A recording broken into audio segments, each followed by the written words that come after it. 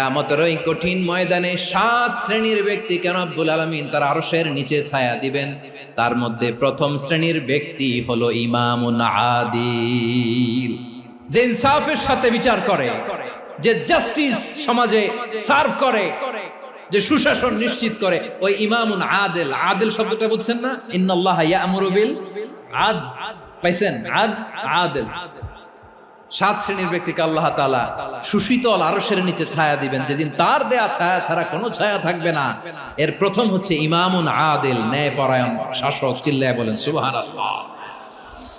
আবার বিশ্বনবী বললেন, ইন্নাল মুকসিতিনা ইনদাল্লাহি আলা মানাবির মিন নূর আন ইয়ামিনির রহমান। কিয়ামতের দিন যারা ন্যায় পরায়ণ হিসেবে আল্লাহর সামনে দাঁড়াবে, কিয়ামতের দিন রব্বুল আলামিন তার আরশের ডান দিকে ওই ন্যায় পরায়ণ লোকদের জন্য আরশের ডান দিকে একটা নূরের